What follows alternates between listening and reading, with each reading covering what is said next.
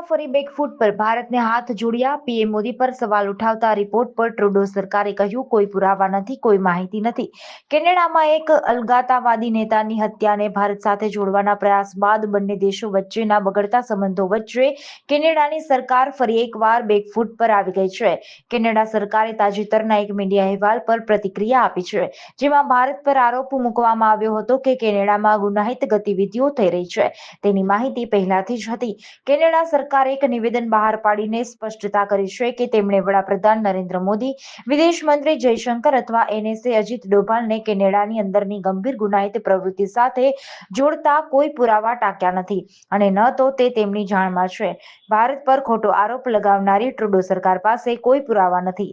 ભારતની કડકાઈ બાદ ટ્રુડો સરકારે નિવેદન જાહેર કર્યું છે. વિદેશ પ્રધાન જયશંકર અને અજીત ડોભાલ કેનેડામાં ખાલિસ્તાની આતંકવાદી હરદીપસિંહ નિજ્જરની હત્યા સહિત કોઈ પણ પ્રકારની ગુનાહિત પ્રવૃત્તિમાં કોઈ ભૂમિકા નથી. તેમની પાસે આ અંગે કોઈ પુરાવા પણ નથી. સુરતમાં દોડાવીને મારનાર 3 શખ્સનું દોરડાથી બાંધી સરઘસ કાઢ્યું. ટ્રીટમેન્ટથી ટાંટ્યા, ભાગા પડી ગયા. છેલ્લા કેટલાક દિવસોથી જાણે ગુજરાતમાં ગુનાહિત પ્રવૃત્તિઓ માથું ઉચક્યું હોય એમ એક પછી એક ઘટના બનતી જઈ રહી હતી, જેને લઈને લોકોમાં પણ ડર પ્રવર્તી રહ્યો હતો અને સામે પોલીસ પર આક્રોશ વધતો જઈ રહ્યો હતો. લોકો પોતાને ઘરમાં પણ સુરક્ષિત નથી મહેસૂસ કરી રહ્યા, ત્યારે લોકોમાં ભય ફેલાવતા પોલીસે આવા સાનાબાજોની સાણ ઠેકાણે પાડી છે. 2 દિવસમાં પોલીસે 3 ગંભીર ગુનામાં સંડોવાયેલા અસામાજિક તત્વોનું જાહેરમાં સરઘસ કાઢ્યું. જે વિસ્તારમાં અસામાજિક તત્વો ભય ફેલાવે છે ત્યાં જ તેમનું સરઘસ કાઢી પોલીસે લોકોમાં તેમનો ડર ઓછો કર્યો. સુરત પોલીસે મોટા વરાછા વિસ્તારમાં 4 દિવસ પહેલા જાહેરમાં મારામારી કરનાર 3 અસામાજિક તત્વોનું સરઘસ કાઢ્યું હતું.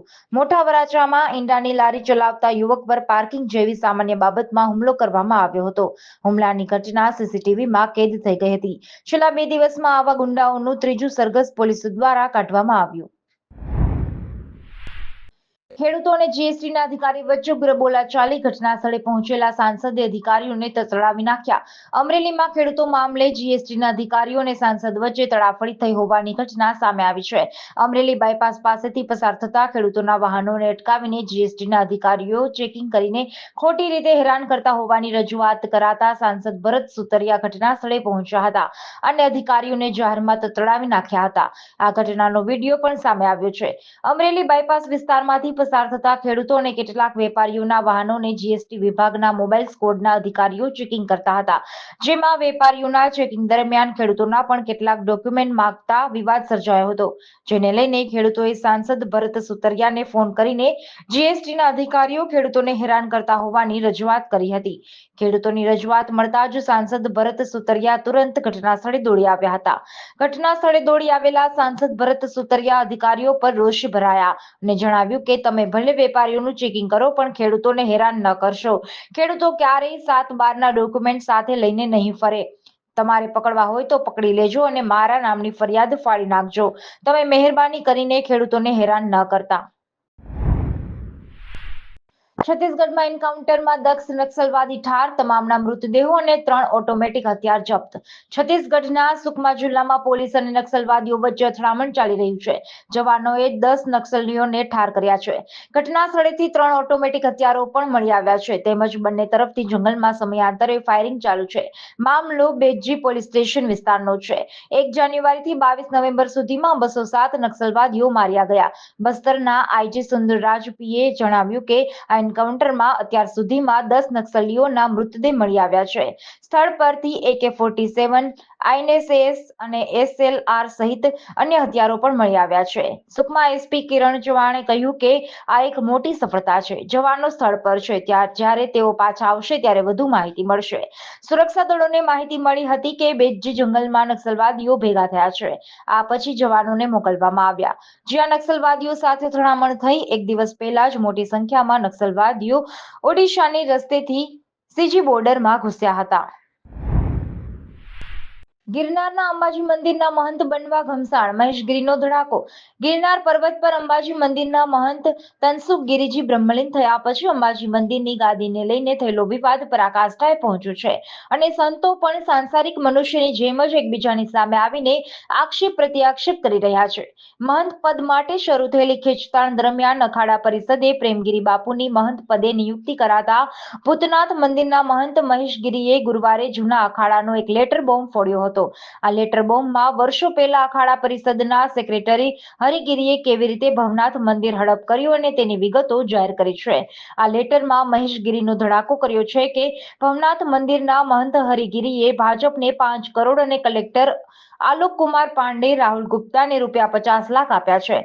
મહેશગીરીએ લેટરમાં ધડાકો કર્યો કે હરિગીરીએ ભવનાથ મંદિરના મહંત તરીકે પોતાની કાયમી ધોરણે જૂનાગઢના કલેક્ટર દ્વારા નિમણૂક થાય એ માટે જુદા જુદા 11 લોકોને રૂપિયા આપ્યા હતા, જેમાં ભારતીય જનતા પાર્ટી જૂનાગઢના 2 કલેક્ટરો તેમજ ભવનાથના સંતોનો સમાવેશ થાય છે. આ પત્રની સામે મહેશગીરીએ હરિગીરીને જાહેરમાં એવો સવાલ કર્યો હતો કે આ પત્ર શું છે એ સ્પષ્ટ કરો. વલસાડના રેલવે ગોદી વિસ્તારમાં ટ્રક ખસેડવા જેવા સામાન્ય મુદ્દે 2 ટ્રક ચાલક વચ્ચે મારામારી થઈ. એક ટ્રક ચાલકની હાલત ગંભીર.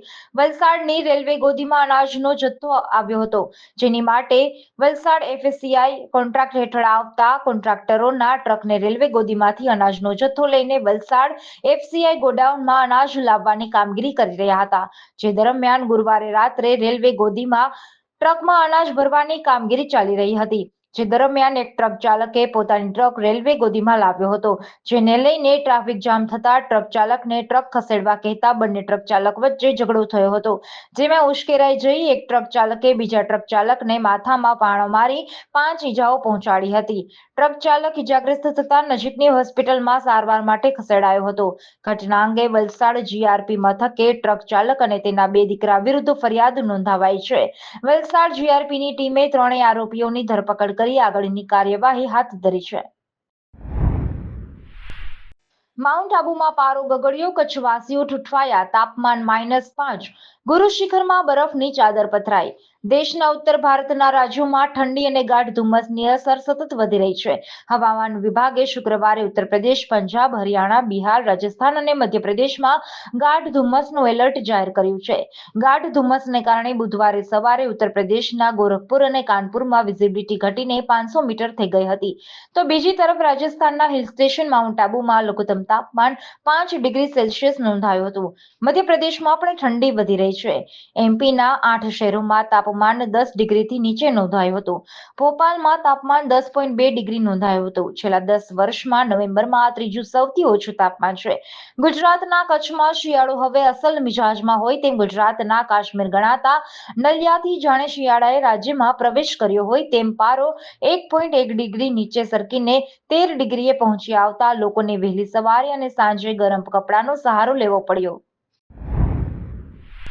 ગઢડા શહેરના વિવિધ વિસ્તારોમાં વહેલી સવારથી ચુસ્ત પોલીસ બંદોબસ્ત સાથે પીજીવીસીએલ દ્વારા વીજ ચેકિંગ હાથ ધરવામાં આવ્યું. બોટાદ જિલ્લાના ગઢડા શહેરના વિવિધ વિસ્તારોમાં વહેલી સવારથી પીજીવીસીએલ દ્વારા વીજ ચેકિંગ કરવામાં આવ્યું. ગઢડા શહેરના સામાકાંઠા વિસ્તાર, Adtana road, Gadhali road, Dhasa road, Bhadli gate વિસ્તાર, બોટાદના ઝાંપે, બોટાદ રોડ, નાગજીપરા, ખોડિયારનગર, કોઠીવાડી, બોકડીના કાંઠે, બસ સ્ટેશન રોડ સહિતના વિસ્તારોમાં ચુસ્ત પોલીસ બંદોબસ્ત સાથે પીજીવીસીએલની 9 ટીમો દ્વારા વીજ ચેકિંગ હાથ ધરવામાં આવ્યું. જ્યારે શહેરમાં મોટા પ્રમાણમાં વીજ ચોરી ઝડપાય તેવી શક્યતાઓ જોવા મળી રહી છે. વડોદરામાં સતત ચોથા દિવસે દબાણ હટાવો ઝુંબેશ. લારીઓ બચાવવા સ્થાનિક લોકોને દબાણ શાખા વચ્ચે મારામારી. શહેરના નાગરવાડામાં ભાજપના પૂર્વ કાઉન્સિલરના પુત્રની હત્યા બાદ વડોદરા કોર્પોરેશન દ્વારા રસ્તામાં આવતા અને ટ્રાફિકને અડચણરૂપ દબાણો દૂર કરવાની કામગીરી હાથ ધરવામાં આવી છે. ત્યારે આજે સતત ચોથા દિવસે નવાપુરા, મહેબૂબપુરામાં રસ્તા ઉપરના ગેરકાયદેસર દબાણો દૂર કરવા માટે પાલિકાની દબાણ શાખા પહોંચી હતી. તે દરમિયાન સ્થાનિક લોકો અને દબાણ શાખાની ટીમ વચ્ચે મારામારી અને ઘર્ષણ થયું હતું. દેકારા પડકારા વચ્ચે લારીઓ બચાવવા સ્થાનિક લોકોને દબાણ શાખા વચ્ચે મારામારી થતા દોડધામ મચી ગઈ હતી. પરિસ્થિતિ ઉગ્ર સ્વરૂપ ધારણ કરે તે પહેલા પોલીસ કાફલો ઘટનાસ્થળે પહોંચી ગયો અને મામલો થાળે પાડ્યો હતો. આ ઘટનાને પગલે વિસ્તારમાં ઉત્તેજના સાથે સન્નાટો છવાઈ ગયો હતો.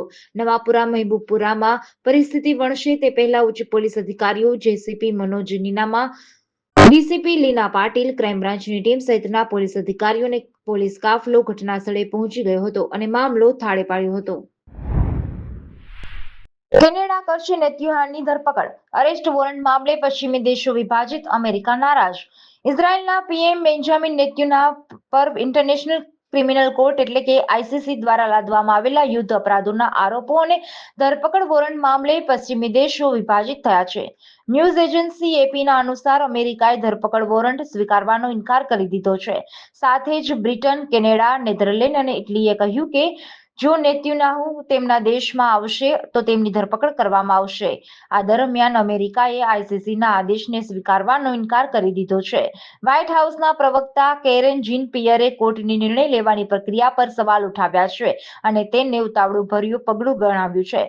અમેરિકા આઈસીસીનો સભ્ય દેશ નથી. ઇટાલીના રક્ષા મંત્રી ગિડો ક્રોસ્ટિયોએ કહ્યું કે તેમનો દેશ આઈસીસીના નિયમોનું પાલન કરશે. તેમણે કહ્યું કે તેઓ આઈસીસીના આરોપને નકારી કાઢે છે કે હમાસ અને ઇઝરાયલ સમાન છે, પરંતુ જો નેતન્યાહુ ઇટલી આવશે તો તેમની ધરપકડ કરવામાં આવશે. અમે નિયમોથી બંધાયેલા છીએ.